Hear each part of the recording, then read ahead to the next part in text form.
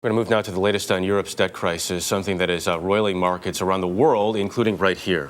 This morning in Italy, there are signs that things are getting a little better in the Eurozone, as Alan Pizzey reports.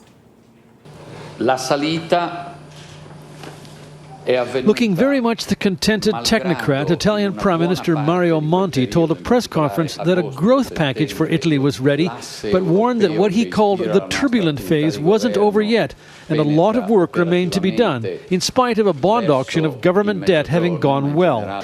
The yield, the interest rate Italy has to pay, was just under 7%, a sign that the markets are banking on, if not a happy, then at least a less than miserable new year for the ailing Eurozone. On Wednesday, the rates on 6-month Treasury bills, the barometer of Italy's credit worthiness, were halved to just under 3%. The auction just went through just under that important 7% figure. Remember, that's the key level that was deemed when Portugal and Greece and the other kind of struggling nations, after they went through that 7% level, they found it hard to borrow from the main markets. The replacement of Silvio Berlusconi with the calm, economically savvy Monti may have helped calm the markets, but there are concerns that his government may not be able to hold on to political power.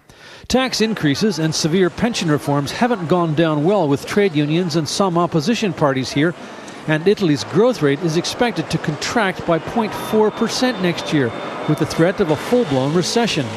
Opinion on the streets of Rome is divided.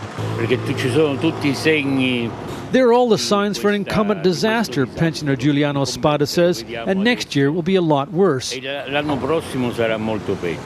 But others see some hope. If we manage to hold on, and most importantly to make everybody pay, this man says, maybe we'll make it.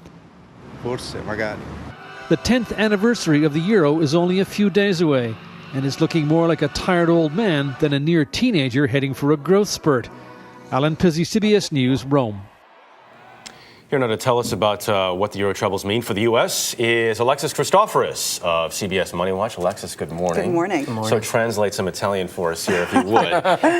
Why should Americans be concerned about Italy's bonds? Look, if this was 2 years ago, we wouldn't be sitting here this morning talking about an Italian bond auction. But the fact is, in this economic environment, it's very important because this is a litmus test of investor confidence. Look, Italy is the third largest economy in Europe. It is struggling right now under a mountain of debt, and it's having this auction to try to raise some badly needed cash. If there is strong demand for this auction, it sends a huge investor confidence boost out to the world. It says, you know what, we believe Italy is still a good investment. We're willing to hold on to these bonds, hold on to this debt, and it drives interest rates in that country lower, which is good news because it helps to spur economic growth. It makes borrowing costs cheaper there for consumers and businesses. And we learned that the euro fell to an 11-month low against the dollar today. That sounds like bad news for Europeans, but is that good news for U.S. investors and consumers? It depends. You can look at this two ways. If you're going to be traveling to Europe anytime soon, your dollar is going to go further there because the dollar is now stronger. You can buy more goods in Europe. But on the flip side of that,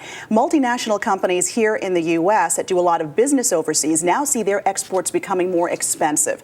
And the trickle-down effect is if they're going to sell less overseas, they may have to pull back here, cut jobs, or maybe not hire as many people as planned next year. Let me ask you quickly about this Iranian threat to close the Strait of Hormuz and whether that may have a serious effect on oil prices here in America. Big deal?